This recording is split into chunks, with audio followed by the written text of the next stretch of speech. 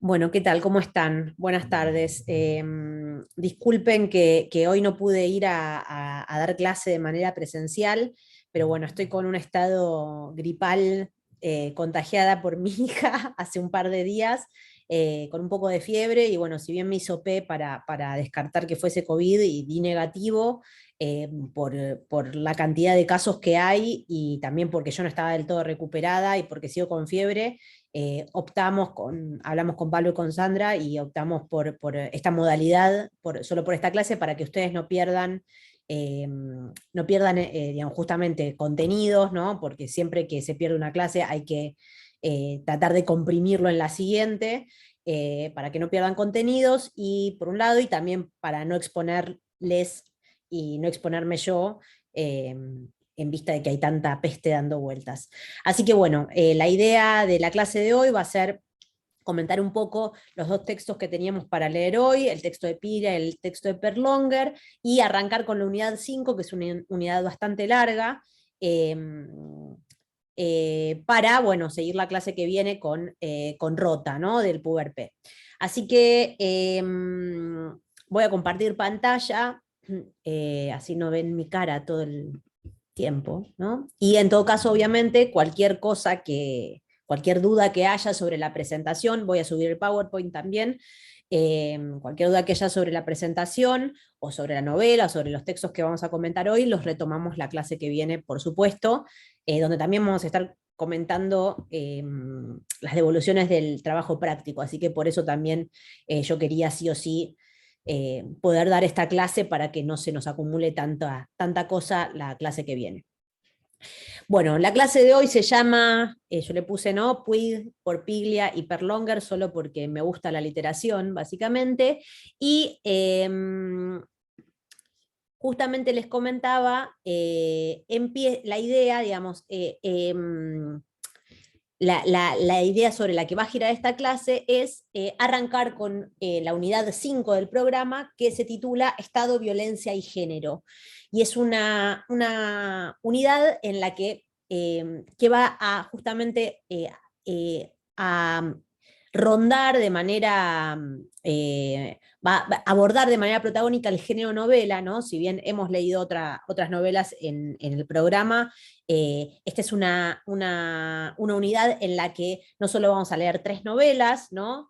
El beso de la mujer araña, Las malas y Dos veces junio, sino que además aborda el problema del género novela, ¿no?, en relación con otro problema crítico que va a ir asomando, ¿no?, y que vamos a seguir trabajando en las clases subsiguientes, que tiene que ver con el género terror, algo que, ¿no?, ya empezamos a trabajar la clase pasada, y el cruce del terror con la política, ¿no?, con más específicamente el terrorismo de Estado, ¿no? Eh,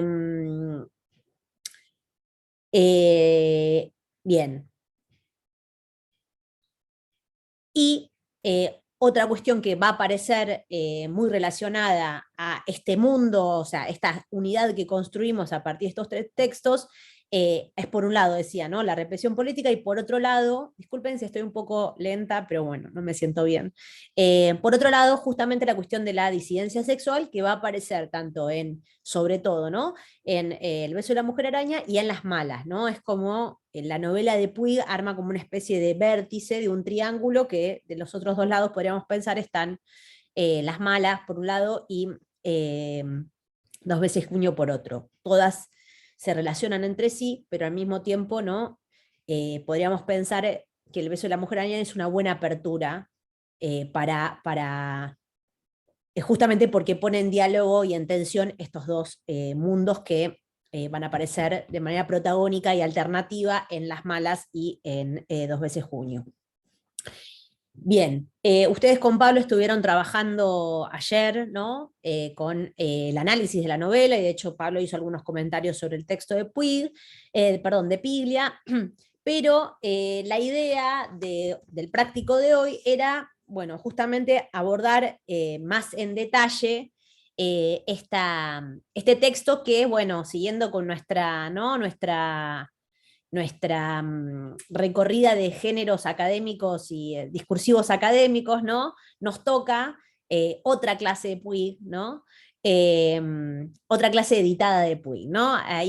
Hoy vamos a ver también, o sea, la idea de esta clase es también pensar estos dos textos, no solo lo que dicen, sino, o lo que plantean en relación con el análisis, con la novela, sino también pensar digamos, los diversos planteos que proponen en relación con la novela, los diversos abordajes, y también las distintas formas que tienen estos dos textos, ¿no? Ya de por sí, ¿no? Uno es una clase académica, o dicha en un contexto académico, y como vamos a ver, el texto de Perlonger es una nota periodística, ¿no? De intervención aparte muy directa, en el momento en el que se estrena la película del beso de la mujer araña. Bueno, como les comentaba, una clase sobre Puig es en realidad un capítulo, o ha devenido en un capítulo, de un libro que se llama Las tres vanguardias, Saer, Puig y Walsh, que se publicó en 2016 y que está basado, o es la versión editada, de un seminario que Piglia dictó en 1990, ¿no? En el que justamente trabaja esta idea de Saer, Puig y Walsh, como los tres escritores que renuevan la literatura, representan, si se quiere, la novela argentina moderna, y la renuevan desde un punto de vista vanguardista. Justamente por eso yo no sé si les habrá resultado difícil, no tanto leer el texto, sino reponer algunas cuestiones digamos, que se comentan antes en los capítulos anteriores, digamos, en los episodios anteriores.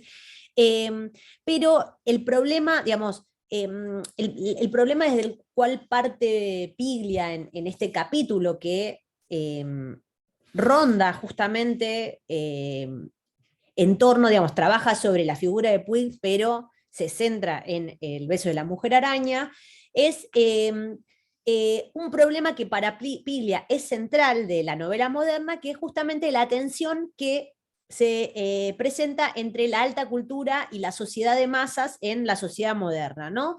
Y él dice ese antagonismo que presentan ambos tipos de cultura, se puede entender en tanto la cultura alta tendería siempre a la innovación y a la originalidad, mientras que la cultura de la sociedad de masas tiende a repetir modelos y esquemas, ¿no? Entonces, Piglia plantea que el problema esencial de la narración es justamente cómo incorporar a una forma ya estructurada algunos elementos que no pertenecen a ella, ¿no? Que es lo que para él justamente va a ser Puig con la tradición, ¿no? Bien.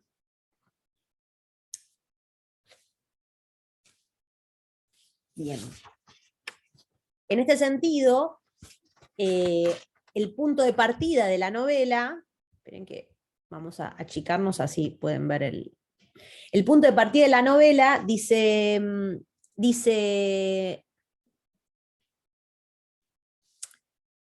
perdón, ¿no? Entonces, momento, un minuto, ¿eh?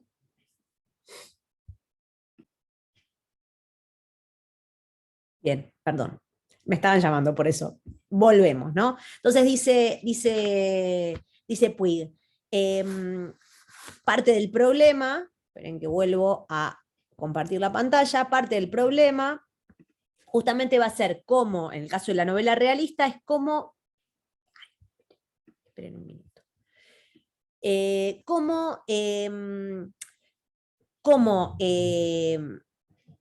cómo incorporar personajes y situaciones realistas, ¿no? Cuya lógica de funcionamiento reproduce la lógica de causalidad de lo real en esquemas narrativos, ¿no? Estereotipados ya dados, ¿no? Y Y en este sentido, Piglia dice que este va a ser el problema central del punto de partida del beso de la mujer araña, porque, dice él, la situación que es necesario motivar, o sea, la situación que es, que es necesario crear para que se produzca aquello que Puig quiere contar, o la historia que Puig quiere contar, es inverosímil, dice él, ¿no? Eso es inverosímil, ¿no? Que es el encuentro entre Arregui y Molina. Él dice, más allá de que los personajes se comporten de modo realista, la situación sigue las pautas digamos, del estereotipo del amor imposible, ¿no? Del amor imposible. Mientras que la motivación de la situación es realista, que es la traición de Molina, o el intento de traición de Molina, ¿no? Al mismo tiempo, dice Piglia, esta situación inicial del beso de la mujer araña presenta un segundo problema, que es que el momento, la novela se publica en 1976, el momento en el que escribe, para el momento que escribe Puig, ya se ha producido la amnistía, ¿no?, de 1973, en la que se liberan a los presos políticos, ¿no?, en la Argentina.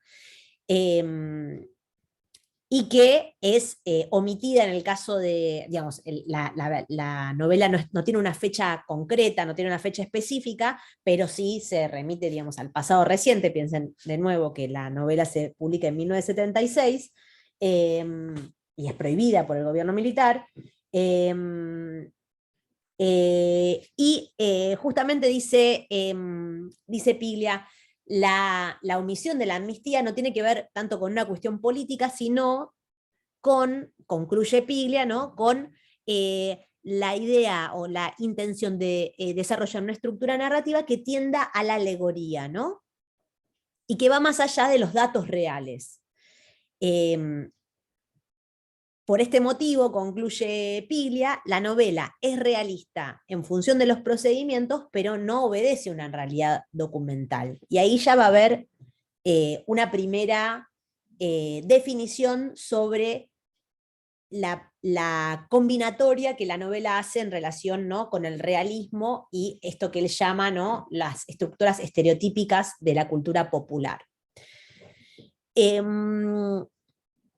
Y justamente Piglia va a marcar esta dualidad, ¿no?, de los procedimientos realistas, pero no, digamos, no la realidad que retrata, porque justamente lo que le interesa, al punto al que le interesa llegar, es marcar que el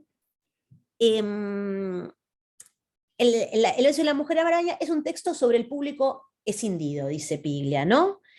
Que a su vez este público escindido, ¿no?, es, dice Piglia, el motor de transformación de la novela moderna. ¿Por qué? Porque a través de, digamos, porque lo que plantea Piglia es que a través del doble lector que presenta el beso de la mujer araña en Arregui y en Molina, la novela está discutiendo todo el tiempo la función política de la narración, ¿no? Mientras que Molina corta con lo real, ¿no?, corta con el carácter encantatorio de aquello que narra Arregui, ¿no?, y antepone, ¿no?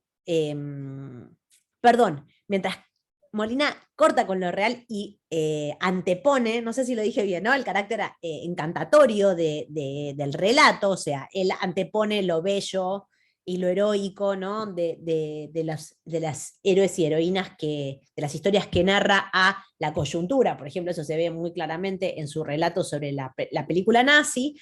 Arregui va a politizar todo el tiempo la recepción de aquello que escucha, ¿no? Y estos dos públicos, estos dos lectores, o estos dos modelos de lectores, a su vez, ¿no?, van a narrar algo que también le interesa mucho marcar a Piglia, que es un proceso doble de metamorfosis, ¿no? Los dos personajes cambian y uno pasa a ocupar el lugar del otro, ¿no? La novela narra, dice Piglia muy hábilmente, eh, muy hábilmente, ¿no? Cómo Arregui entra al mundo sentimental y cómo Molina pasa al mundo revolucionario, ¿no? Hay una doble conversión del héroe.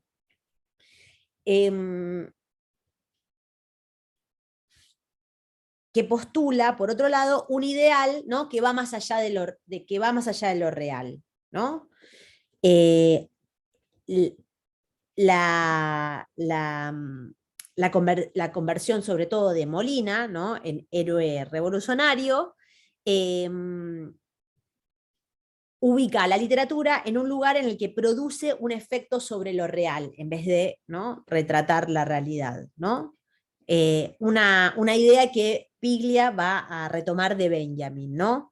Dice Piglia, Benjamin, por eso digamos, pensemos como el marco de las vanguardias, ¿no? Benjamin, como crítico vanguardista, entiende que en lugar de pensar cómo la sociedad se refleja en la literatura, lo que hay que pensar es cómo la literatura impacta en la realidad, ¿no?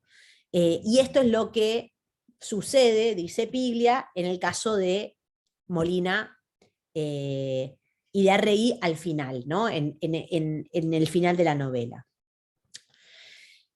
Ahora bien, ¿cómo se va a narrar esta doble metamorfosis? Este es otro aspecto en el que Piglia se va a detener bastante, ¿no? Que es el plano de lo que serían los procedimientos. Y Piglia va a ir mencionando una serie de procedimientos a lo largo de todo el texto. Entonces me pareció que era una forma bastante didáctica, si quieren, más que ir punteando el texto, tratar de justamente extraer los procedimientos de la argumentación de Piglia, ¿no? Entonces van a ver eso, va distinto a como ustedes tienen el texto, pero me interesa justamente puntualizar cuáles son estos procedimientos que va marcando Piglia a lo largo de su texto, ¿no? De su clase, ¿no? El primer procedimiento, y el procedimiento central de la novela, diría Piglia, es el diálogo, ¿no? Dice Piglia que justamente el diálogo es lo que construye la situación verosímil o inverosímil, la situación, la situación narrativa, perdón, de la novela, ¿no? Es lo que construye y lo que nos va dando cuenta, de hecho, de la situación de encierro de estos dos personajes. Y el diálogo, a su vez, se vuelve un procedimiento sumamente reforzador de esa verosimilitud en la situación inverosímil, que es, ¿no? Porque justamente es la forma de narrar el encierro, ¿no? No hay nada por fuera de esa celda en la que ellos hablan, podríamos decir. Y es un procedimiento, a su vez, que enfatiza la situación narrativa, o sea, solo hay narración, un diálogo entre ellos que va haciendo avanzar la historia, ¿no? Este énfasis en la situación narrativa, dice Piglia, produce un efecto en lo real. Por eso, ¿no? Todo el tiempo por eso esta premisa inicial que él menciona de, ¿no?, los procedimientos son realistas, pero la realidad no. El segundo procedimiento que menciona, el segundo procedimiento que menciona Piglia como esencial en el armado de la novela son los relatos, ¿no? Los relatos de los films o de las películas en segundo plano, ¿no? Dice él, lo llama en segundo plano. Quiere decir que lo que todo el tiempo está sucediendo es digamos, lo que va a pasar a partir del relato de los films es que por un lado Molina va a apropiarse de esas narraciones y perdón, eso me confundí, eso viene después, perdón. Perdón, porque los films se usan de dos maneras, por eso, o hay dos procedimientos operando en ese uso de los films. El primero, perdón, es el uso del segundo plano, el uso del segundo plano es lo que Piglia llama, ¿no? El uso de otra historia que va a contar de manera desplazada lo que ya sucedió o lo que va a suceder, ¿no?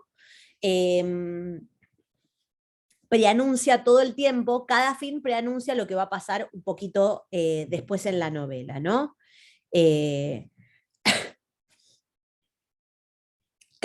Ustedes ya vieron con Pablo, ¿no? Que cada película tiene una funcionalidad en el desarrollo narrativo de la acción, ¿no? Por lo general, todas las películas, más allá de esta posición puntual en la novela y aquello que adelantan, a su vez, ¿no? narran historias de metamorfosis y de dobles lealtades y traiciones, que es lo que está pasando todo el tiempo con Molina y Arregui, y de lo que nosotros nos vamos a ir enterando como lectores, ¿no? El segundo uso de los films, esto era lo que quería decir antes y dije al final después, es justamente el uso del film, del relato como cita, dice Piglia, ¿no? Y que justamente consiste en la apropiación de aquello que se narra, o sea, en este caso, lo que cuentan las películas, ¿no? Y la conversión de ese relato en un relato oral, en el que la voz del narrador, de Molina, en este caso, se mezcla con el narrador implícito de las películas, con aquello que cuentan las películas, ¿no? En esta apropiación de las voces estereotipadas de la narración, dice Piglia, no hay parodia, que es un elemento central para tratar de entender, o sea, para entender a Puig y lo que está haciendo con la cultura popular. A Piglia le interesa mucho marcar que lo que Piglia hace con la cultura popular no es paródico, digamos, no invierte los sentidos, sino que se apropia de la cultura popular para trabajarla de determinado modo y entrecruzarla con otros elementos. No invierte el sentido de aquello que plantea la cultura popular, ¿no? Y ahí es donde habla de este efecto Puig, que vamos a ver un poquito más adelante, que es, ¿no? un efecto muy específico que producirían las novelas de Puig.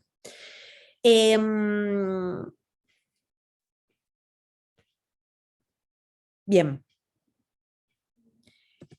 El siguiente procedimiento que va a mencionar Piglia es un procedimiento que aparte inaugura Puig en El beso de la mujer araña y va a continuar usando en Puig Angelical, Maldición Eterna, a quien lea estas páginas, por ejemplo, que es justamente trabajar con historias de vida, es decir, utilizar un elemento de no ficción, que es, ¿no?, historias grabadas, incrustarlo o trabajarlo en la ficción, contraponiéndole una voz ficcional, ¿no? Que siempre está en un lugar menor, aparte, dice Piglia.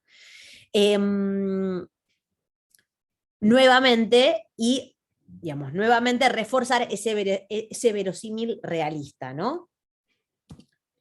Y el último procedimiento realista que menciona Piglia es el narrador, ¿no? El modo en que está trabajado el narrador, que justamente es un narrador vacío, o, dice él, ¿no?, un grado cero de la narración.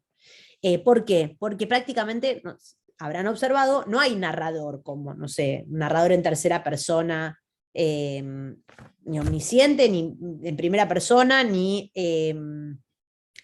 testigo, sino que lo que se hace todo el tiempo en la novela es juxtaponer diferentes discursos, ¿no? El diálogo de los personajes con otro tipo de materiales que también trabajaron con Pablo en el teórico, que se vinculan, por un lado, con, digamos, los géneros, ¿no? Los géneros del Estado, por ejemplo, los cables, los informes de un espía,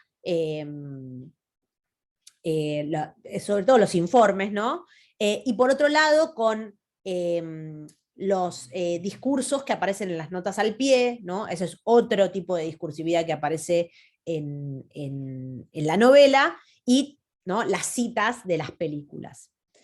Pero en todo este collage, digamos, la narración va avanzando a partir de la superposición de elementos, pero sin alguien que esté orquestando esa narración. Y con, dice Piglia, ¿no? Una gran capacidad de producir intrigas, una intriga al mejor estilo, de nuevo, una estructura estereotipada de la propia de la cultura popular. La idea del folletín, ¿no? Que genera la intriga suficiente para que nosotros sigamos leyendo de un capítulo a otro. Bien, todos estos procedimientos, dice Piglia, están puestos... perdón, acá está lo del efecto Puig que está más adelante. A través justamente, especialmente del procedimiento de la cita, si bien uno puede también observarlo en el collage, por ejemplo, o en el modo en que está trabajado, esperen que, ahí está, en el collage, Piglia dice que Puig va a lograr un efecto muy específico que él llama el efecto Puig, que tiene que ver con esta idea de, dice Piglia, de producir dice Piglia, ¿no? El relato fascina porque todos sus elementos son antagónicos a los contextos.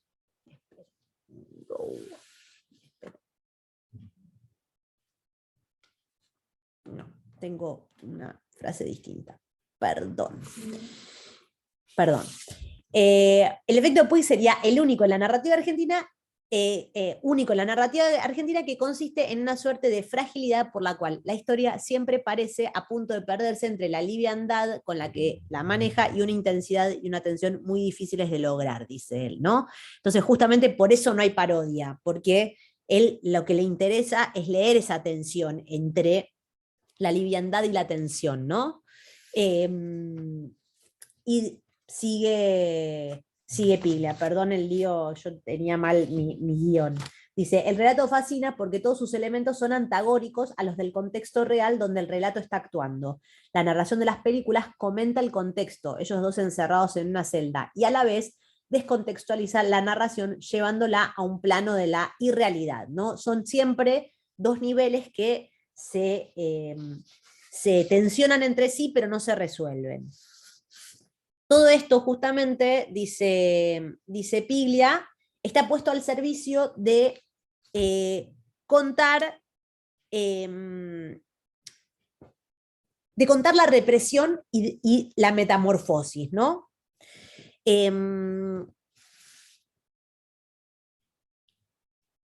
dice Piglia que justamente por eso, porque es una novela que todo el tiempo está narrando la represión, digamos, justamente en ese interés por la represión reside su potencia política, ¿no? Su potencialidad política. Dice Piglia en un momento, Puig consigue transformar los materiales crudos y directos, ¿no? Esto que decíamos, la historia de vida, los materiales de vida, en estructuras narrativas con suspenso, desarrollo, enigma muy construidos, ¿no? Y que se convierten en situaciones extremas. En el juego de las transformaciones de ese mundo estereotipado, cada personaje empieza a ocupar el lugar del otro. La novela nunca lo dice, pero lo va narrando a través de las películas, ¿no? Y esta sería la función de la narración en segundo plano de las películas, ¿no? Esperen que ahora me saco, así pueden ver. Lo que va a unir y articular esos dos mundos, que está entremezclando Puig, es la represión, ¿no? Dice, la represión en su sentido literal, dice Piglia. La represión policial, la represión política y la represión sexual. En este sentido, ¿no? Ese juego que se plantea entre Molina y Arregui de contame, no me lo cuentes, es el mismo que se va a plantear en Abismo entre el mundo de entre la distancia que la novela establece entre el mundo de la ficción y del Estado, ¿no? Lo no dicho de esa situación es lo que va emergiendo en la novela, como también, digamos, podríamos pensar en segundo plano, ¿no? Que es el mundo carcelario, que es lo que está todo el tiempo aludido pero no explicitado.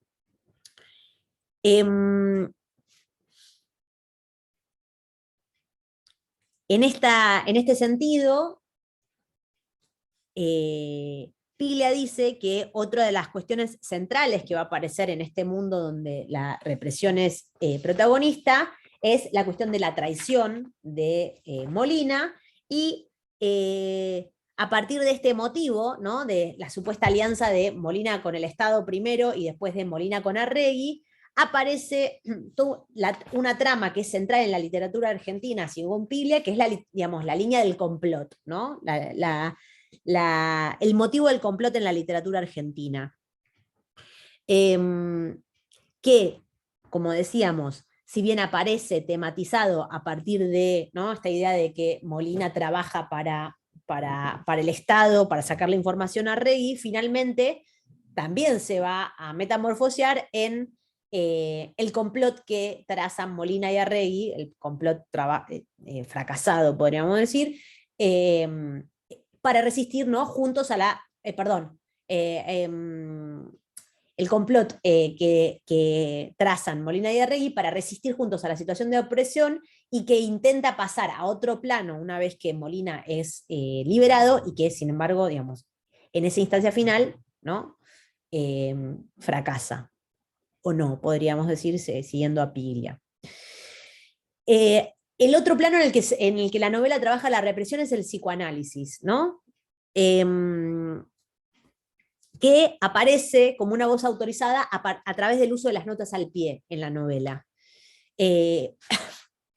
Piglia dice que a Puig le interesa, está sumamente interesado en el psicoanálisis, justamente porque es un punto de unión entre justamente la cultura de masas y la represión, ¿no?, o el modo en que una sociedad procesa sus propias represiones, ¿no? Ahí hay varias... hay toda una zona que Piglia le dedica a esta idea de Puig, de que el inconsciente tiene una estructura del folletín, ¿no?, de la relación entre la cultura de masas y el modo de narrar de la cultura de masas y aquello que el psicoanálisis se propone indagar como núcleos centrales del inconsciente, ¿no? El sexo, la transgresión, la perversión, el crimen, ¿no?, que es justamente, según Piglia, el lugar en donde se pone en juego la relación entre la vida privada y la esfera social. Por eso le interesa tanto ese cruce.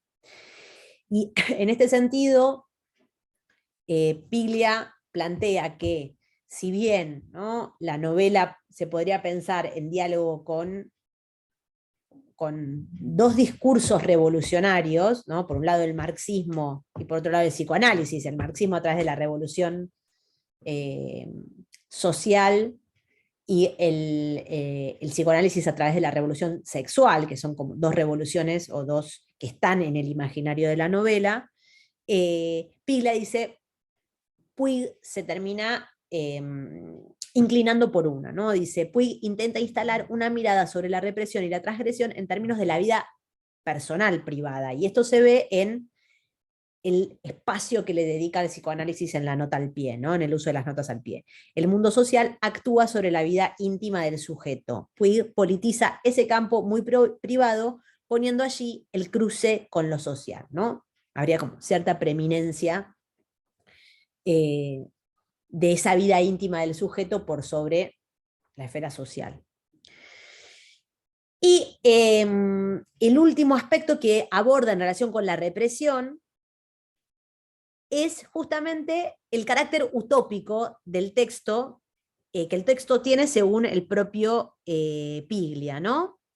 Y él dice, el texto es utópico porque en el lugar en donde se produce la mayor represión, que es en una cárcel de un Estado, ¿no?, se realiza también el gesto de mayor liberación, que es la metamorfosis que atraviesan estos dos personajes, ¿no? Y en este sentido, la relación de Molina y Arregui funciona como el micromodelo de una sociedad alternativa, la amistad entre ellos, o la realización de ese breve, pero realizado al fin, amor imposible, ¿no? Esta realización utópica del texto desencadena, según Piglia, un final sumamente ambiguo, ¿no? Porque por un lado se produce, se produce el sacrificio de Molina, ¿no?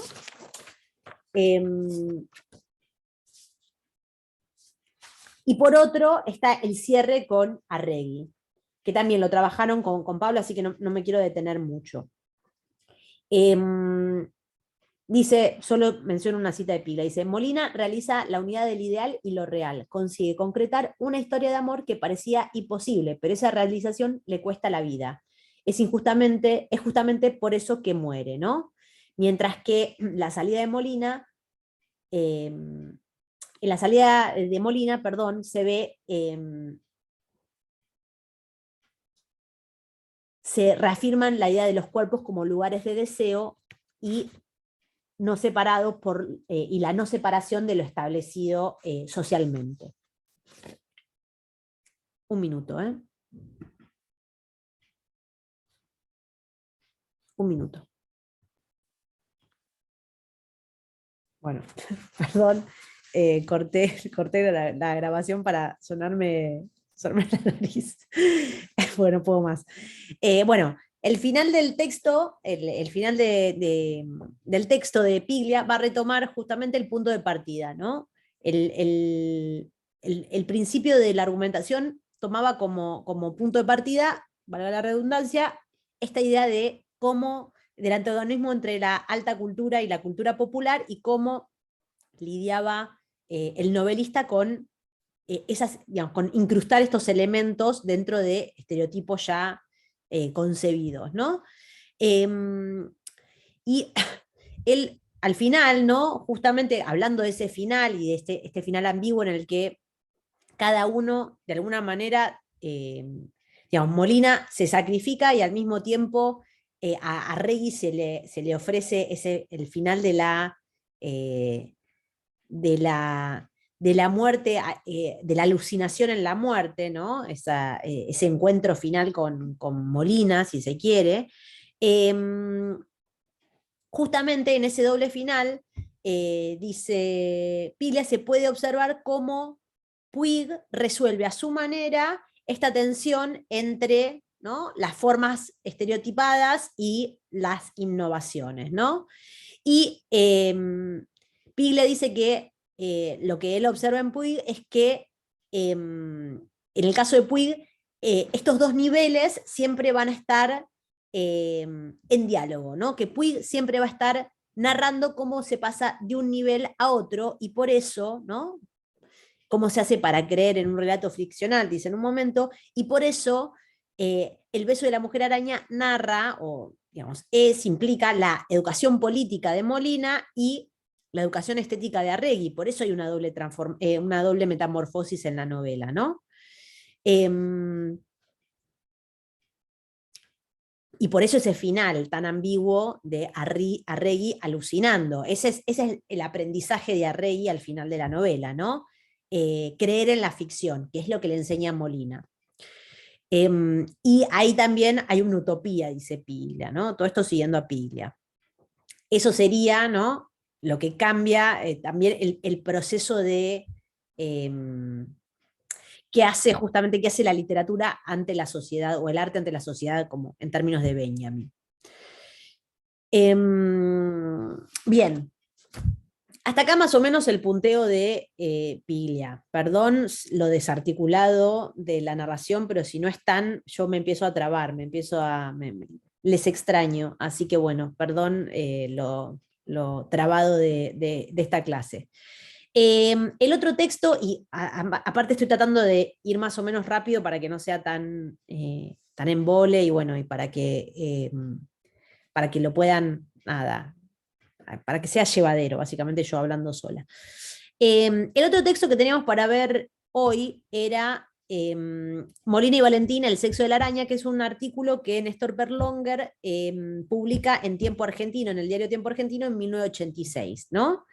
Y es un texto como decíamos, muy distinto al de, piensen, ¿no?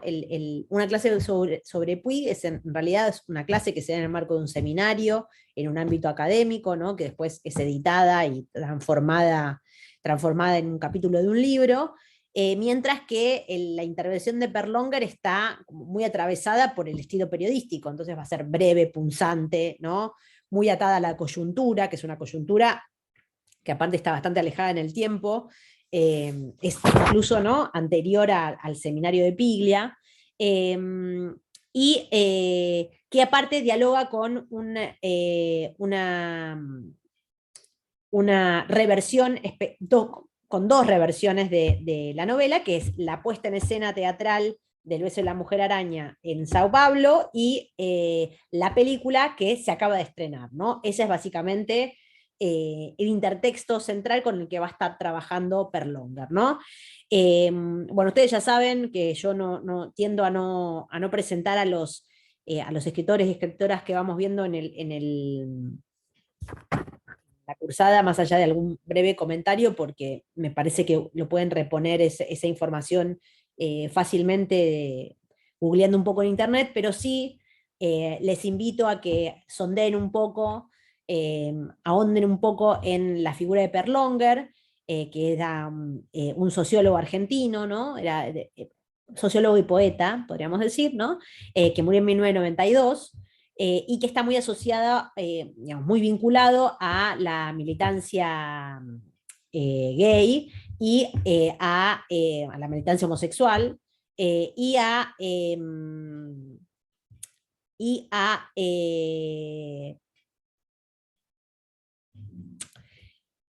perdón, me colgué. Y a la recepción de todo lo que implicaría, digamos, toda la crítica vinculada con la disidencia, la lectura, las lecturas queer, la crítica queer, la disidencia sexual, digamos, los discursos que abordan los problemas sexogenéricos en la literatura y en el arte en general, ¿no?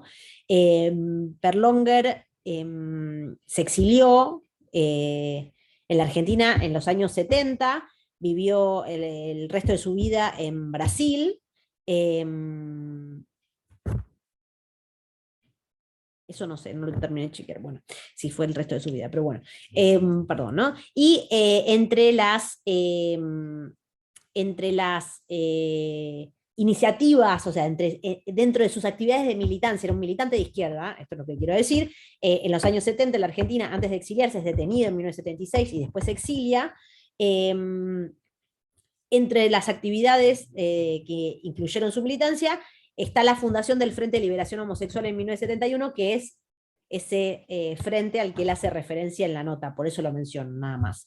Y uno de los textos por los cuales él es más recordado, y que sé que circula en internet la grabación original, así que también voy a ver si se los linkeo con los materiales complementarios de la clase, es el poema Hay cadáveres, que es increíble, y que bueno, es como uno de los poemas más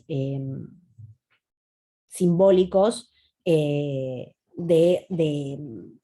se escribieron en la postdictadura, ¿no? Sobre la represión política. Y que aparte de eso está leído por él y es muy impresionante escucharlo. Por eso les digo, búsquenlo, y si no, yo les paso el link. Bien, hecha esta presentación también muy desarticulada, pasamos entonces de nuevo, ¿no?, a ver qué dice Perlonger sobre el beso de la mujer araña, ¿no? Como les decía, este texto se publica en un diario argentino que se llama Tiempo Argentino, en 1986. Piensen de nuevo, ¿no? Esto ya lo hablamos en el contexto de otras clases, vuelta de la democracia. Lo hablamos justamente para pensar la Argentina en pedazos de Piglia, ¿no? Y de Echeverría y en lugar de la ficción. Es un momento en el que está empezando a emerger, están empezando a emerger discursos y que están, digamos, denuncias, discursos sobre la dictadura, pero también otros discursos y otras disidencias, ¿no? Y un poco, digamos, es interesante el espacio que él elige y la forma, digamos, el objeto de análisis que él elige, porque cruza de una forma muy provocativa un objeto que es parte, que ha pasado a ser parte de la cultura masiva, como es una película nominada al Oscar en ese momento, como El beso de la mujer araña, y un discurso muy disidente en relación con aquello que se ha convertido en un objeto de consumo, ¿no? Antes de ir, les quiero mostrar un poco para que vean. Por supuesto, les invito a que vean la película para terminar de entender qué es lo que está cuestionando Perlonger o qué es lo que está planteando Perlonger, pero un poco para que se den una idea de todo esto que él plantea en el texto, eh, les subí el tráiler de la película, como para que sepamos todos y todas de qué estamos hablando, ¿no? Cuando él habla de la película de Babenco. Antes de ir al tráiler, una pequeña aclaración, ¿no? La novela de Puig, paradójicamente, o no tanto, habría que analizarlo más en detalle, ¿no? Como dije, ¿no? Hace un ratito, es una novela que inmediatamente, ni bien se publica, inmediatamente no se publica en la Argentina, o sea, en el momento en el que se publica, porque es una novela censurada por la dictadura militar, se sale en plena dictadura, y es una novela que, como decía, ¿no? Al mismo tiempo, así de disruptiva como es en relación con este cruce que plantea entre revolución social y revolución sexual y represión social y represión, o represión política y represión sexual, eh, al mismo tiempo se convierte en la novela más masiva de Puig y la más internacionalizada, ¿no? Ya sea, digamos, tanto por el lado de la adaptación fílmica que hace Babenco y que recibe muy buenas críticas y que recibe varias nominaciones al Oscar, cosa que la propulsa todavía más en el plano mundial, ¿no? Como el musical, ¿no? El musical El beso de la mujer araña, que me imagino, yo estuve buscando ahí alguna versión de Valeria Lynch cantando El beso de la mujer araña, que es como la versión siempre, ¿no? La mujer araña argentina es Valeria Lynch, pero no encontré, no sé por qué, ahí como en Spotify, pero no encontré, así que están todas en inglés, pero digo, fue un musical con mucho éxito en su momento, que sigue teniendo como reposiciones, y que también le dio otra escala a la novela, ¿no? Puig siempre fue popular como novelista, siempre tuvo éxito desde su primera novela, Boquitas Pintadas, ¿no? Sus novelas varias veces fueron adaptadas al cine, no es que solo pasó con El beso de la mujer araña, pero en el caso del beso de la mujer araña es como que adquiere una escala global, ¿no? Esta popularidad y esta masividad que tienen sus novelas, o este potencial masivo de masividad que tienen sus novelas.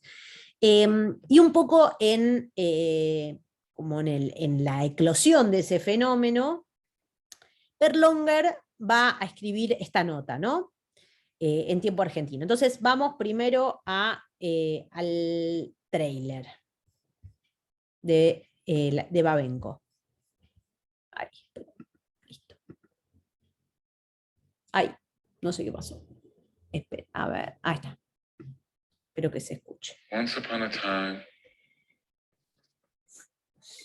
in a tropical island far away, there lived a strange woman.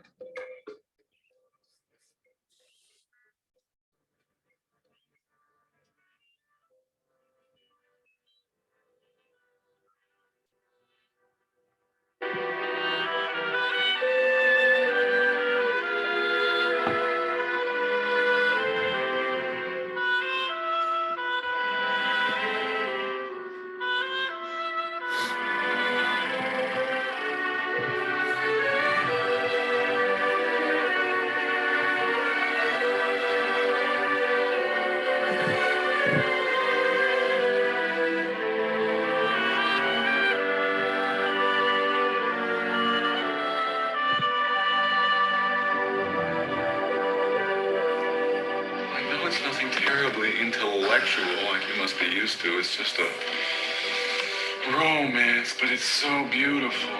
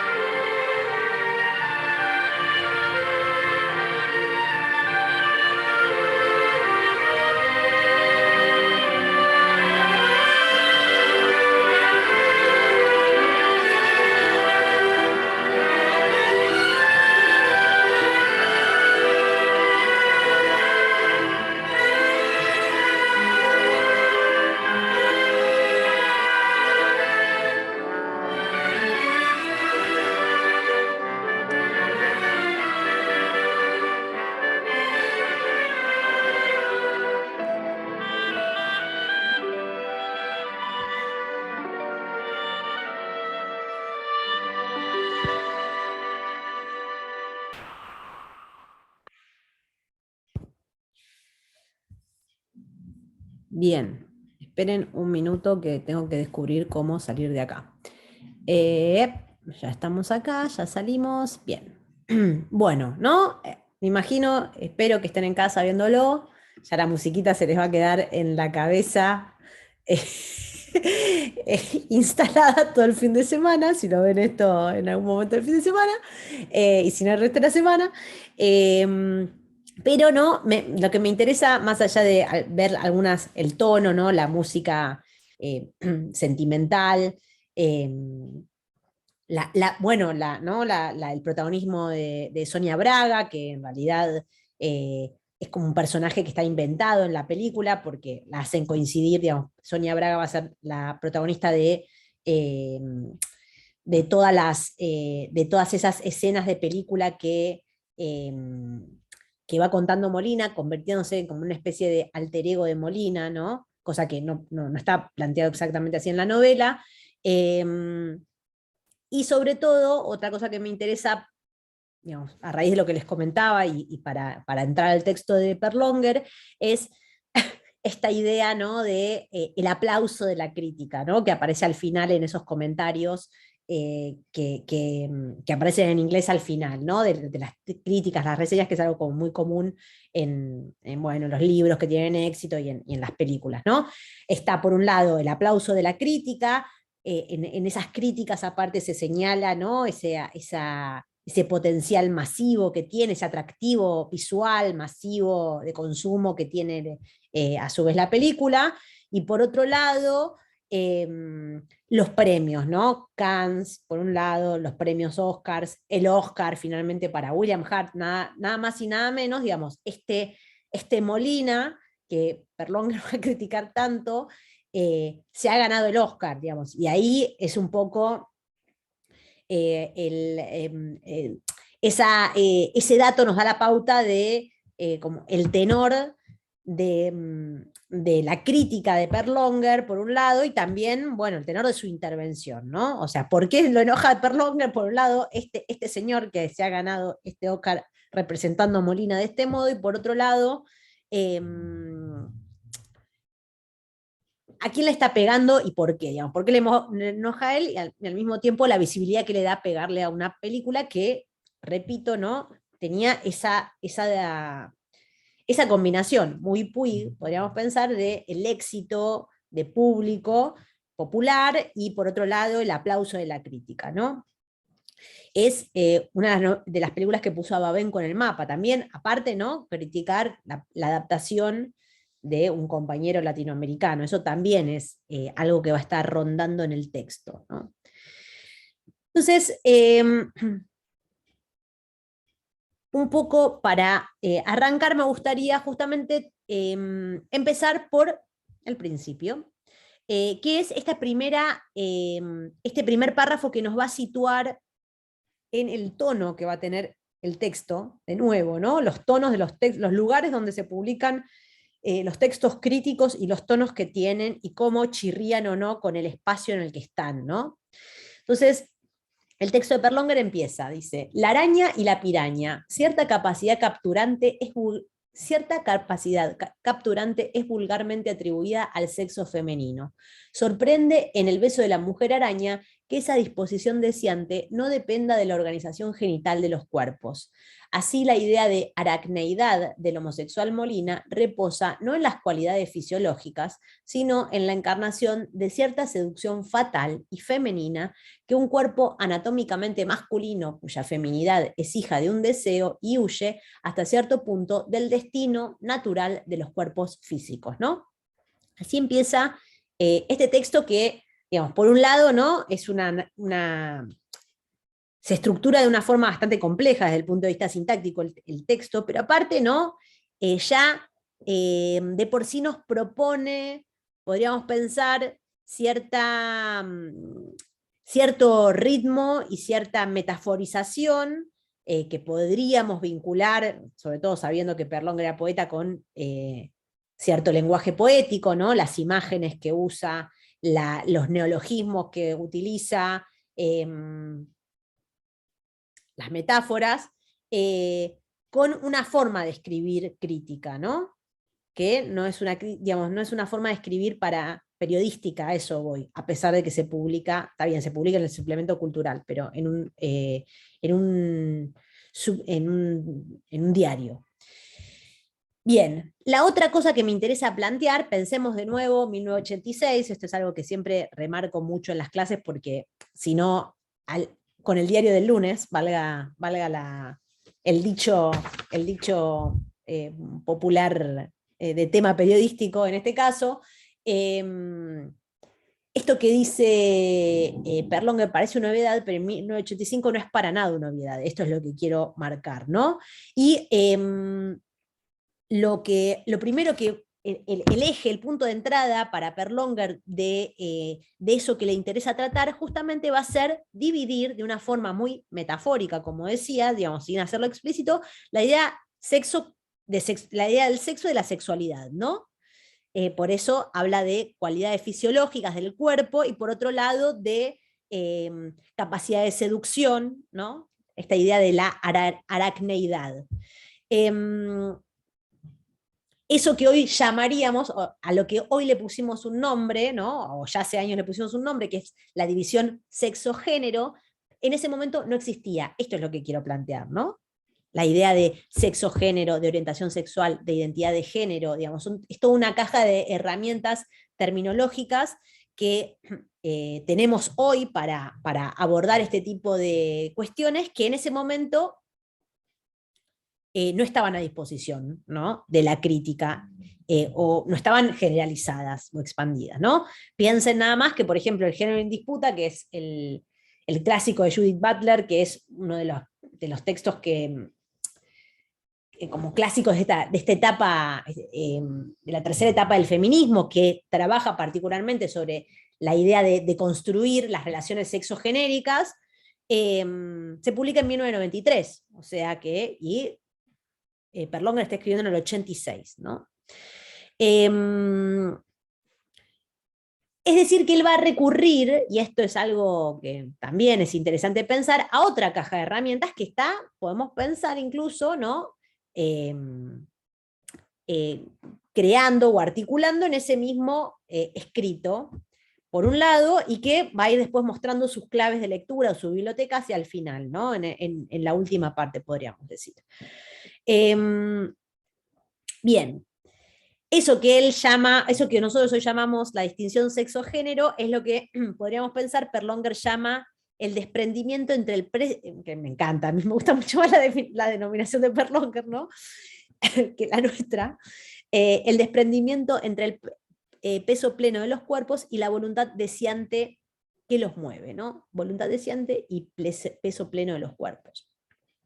Bien, y a partir de esta primera disquisición o esta primera conceptualización relacionada con el sexo y la sexualidad, Perlonger va a pasar a establecer su primer contraste, que justamente el contraste no tanto con la novela, sino con la versión teatral de la novela en Sao Paulo, ¿no? Y la película de Babenco. Y él dice, a partir de este contrapunto, que es interesante porque en realidad, si nosotros vamos a la, vamos a la novela por cómo está narrada, por todo lo que estuvimos trabajando en relación con Piglia, ¿no? Por los procedimientos a partir de la cual está narrada la novela, tenemos poca idea de cómo son físicamente, ¿no? Molina y Arregui. Está escamoteada esa información. Por eso, podemos pensar, Perlonger recurre a la versión teatral, es decir, dos escenificaciones, perdón, ahora me está empezando a agarrar la tos, dos escenificaciones diferentes o dos puestas en acto de la novela, ¿no? Que muestran dos modelos distintos de Molina, dice él. En la versión teatral de Sao Paulo, Molina es un hombre bajo, gordo y pelado, y podríamos pensar un poco en el physique du rol del propio Puig, ¿no? Siguiendo el physique du rol del propio Puig, aunque no sé si se ofendería. Y en el caso de la película, ¿no? Aparece este Molina anglo, ¿no? Que es William Hart, ¿no? Que él describe, ¿no? Con esta atlética masculinidad, ¿no?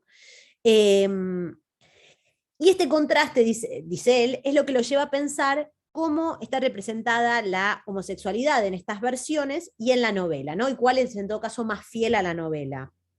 Y qué modelos de homosexualidad surgen justamente de estas representaciones.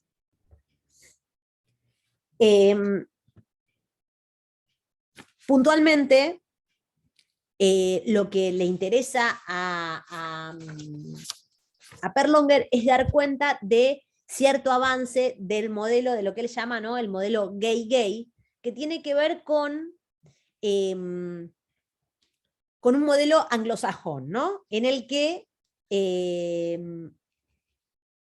se plantea un modelo en términos de igualdad de la pareja, ¿no?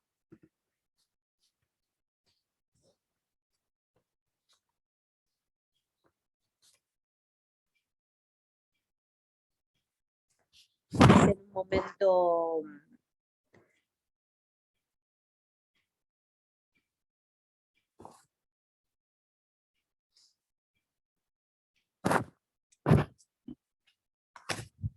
esperen un momento, ¿no? Dice en un momento Perlonger, hoy en día el avance de cierto modelo gay-gay de relacionamiento entre dos homosexuales asumidos en condiciones igualitarias y no jerárquicas torna preciso puntualizar de qué homosexualidad se trata, porque él a su vez contrapone esta homosexualidad, este modelo gay-gay, ¿no? A lo que llama, ¿no? el homosexualismo clásico, en el que se distinguen roles pasivos y activos y que según él está siendo ya en ese momento, ¿no? Invisibilizada, ¿no? Hay digamos, lo que está tratando de visibilizar Perlonger es como en esa construcción que el cine está haciendo de la subjetividad gay, también hay modelos que se imponen por sobre otros y otros que se invisibilizan, ¿no? Y en esos juegos de visibilización e invisibilización hay, por supuesto, relaciones de poder y lógicas políticas. Bien. En este sentido, él va a leer, ¿no? Va a pasar como al segundo movimiento, que es ese subtítulo que se llama la despolitización, ¿no? Va a pasar al segundo movimiento, que es ir a la crítica más específica de la novela. Ahí tienen a William Hart ganando el Oscar, ¿no? Por eso puse la imagen para que vean también a qué se está refiriendo Perlonger cuando habla de esta tipo, de esta atlética masculinidad con la que califica a Hurt. Bien, entonces él dice, la novela digamos, parte de del potencial disruptivo de la novela de Puig, estoy parafraseando a Perlonger, por supuesto, es justamente el cruce entre el cruce entre la homosexualidad y la política en el relato, ¿no? Y cómo se narra en clave melodramática, de nuevo. Perlonger tampoco va a pensarlo en términos paródicos, esa recurrencia al melodrama, ¿no? Que se ve en Puig. Entonces, ¿cómo se narra en clave melodramática un amor maldito que cuenta la tragedia que cuenta una tragedia guerrera épica, dice Perlonger, ¿no? En contraposición con esta narración, con este melodrama de amor maldito y tragedia guerrera épica, que es según Perlonger, la novela El beso de la mujer araña, Babenco, ¿no? El director de la película, va a adaptar la novela al cine de modo tal que ofrece una espectacularización corregida de la homosexualidad, dice Perlonger, ¿no? Que por otro lado invisibiliza determinado modelo gay, dice, ¿no? Podríamos agregar. Y en este sentido, él lo que le interesa es justamente recalcar dos operaciones que para él hace la adaptación de la película en relación con la novela, que tienen como consecuencia despolitizar el relato. Por un lado, es justamente esta espectacularización que hace del personaje de Molina, ¿no? La encarnación que Hart hace del personaje de Molina, por la cual, ¿no?, gana el Oscar. Que Perlonger llama, ¿no?, un dudoso y desvaída, que califica, ¿no?, como una dudosa y desvaída mariconería, ¿no?, de Molina. Eso por un lado. Entonces, ya ese personaje no va a ser tan disruptivo porque en el fondo es bello, tiene cualquier cantidad de signos blancos gays, anglos, que lo normalizan, entre comillas, en comparación con otras imágenes y subjetividades gays disruptivas, ¿no? Es el modelo homosexual aceptado, dice en un momento Perlonger. Y por otro lado, el otro versus, ¿no? Dice, bueno, el modelo homosexual aceptado sería como el gay, igualitario, anglo, masculino, versus, ¿no?, la loca, ¿no?, la imagen de la loca trans o la loca latinoamericana, ¿no? Que, por otro lado, es como una línea muy trabajada por Perlonger, que, por ejemplo, después van a retomar escritores como Pedro Lemebel, ¿no?, en su literatura. Es esta idea de la loca latinoamericana versus el modelo de macho blanco gay, ¿no? Es una conceptualización de Perlonger que va a ser retomada muchas veces dentro de las escrituras disidentes trans, ¿no? Y por otro lado, esto por un lado, ¿no? Y este modelo aceptado, homosexual aceptado, va de la mano, dice Perlonger, con una versión desterritorializada de la historia, ¿no? Entonces él dice, todo lo que todo lo vinculado con la militancia política de Arregui se convierte en una nebulosa latinoamericana que no tiene un lugar fijo, a diferencia de la novela, en la que se presupone todo sucede en la Argentina y aparecen muchas marcas de Arregui como un personaje argentino, ¿no? Incluso en su machismo, como dice Perlonger. Esta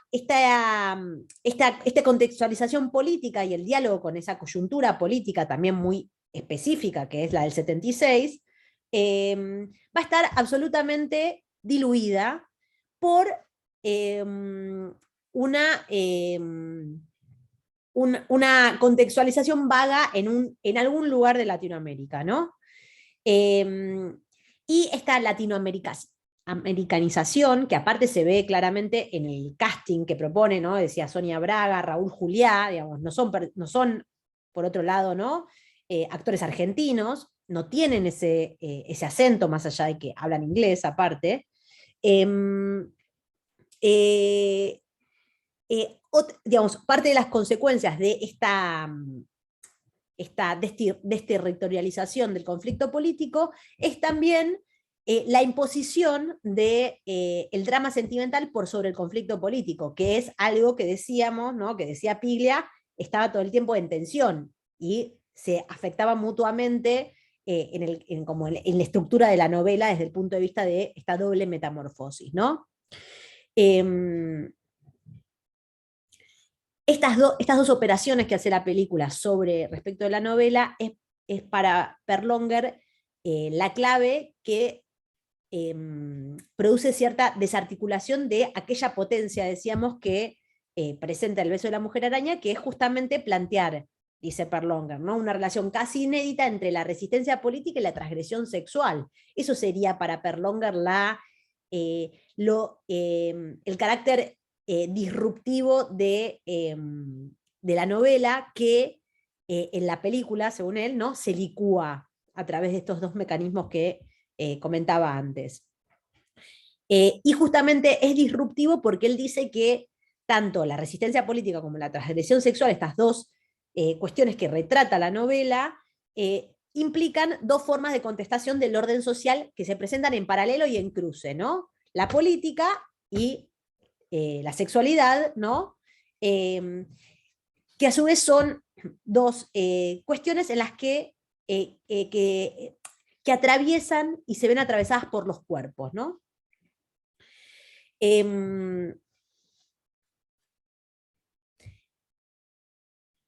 Bien. En la última parte, ¿no? Él dice, bien, esto ya lo dije. Bien, lo último dice, esperen que...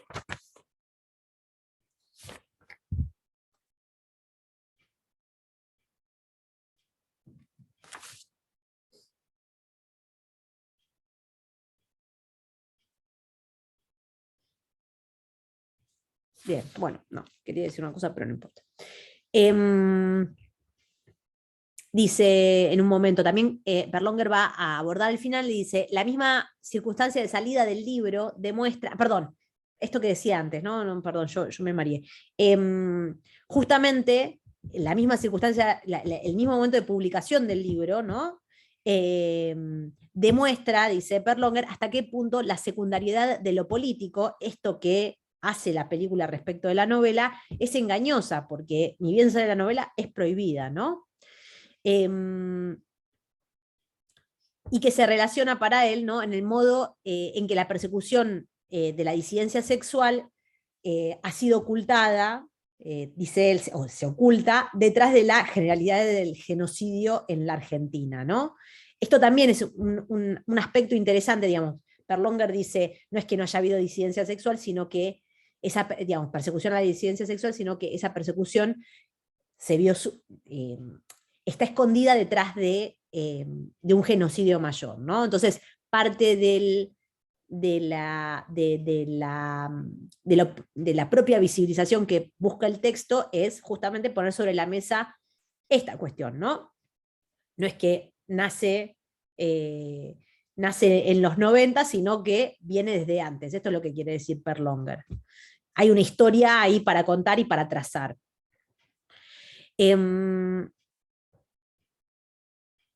Bien. Y en el cierre,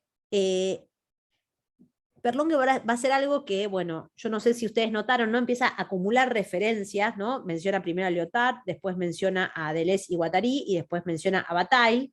Y yo decía, ¿no?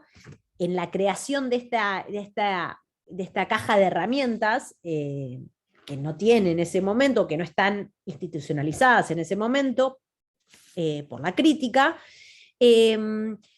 Perlonger hacia el final va a mostrar su biblioteca, ¿no? Y esta es la biblioteca, ¿no? Lyotard, Deleuze y Guattari y Bataille. Esa es la biblioteca que él muestra hacia el final. Y recorta de cada uno una idea que a él le interesa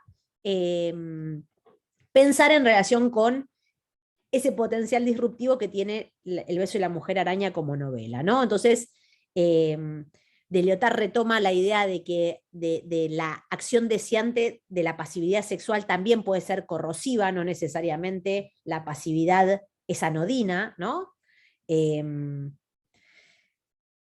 ¿No?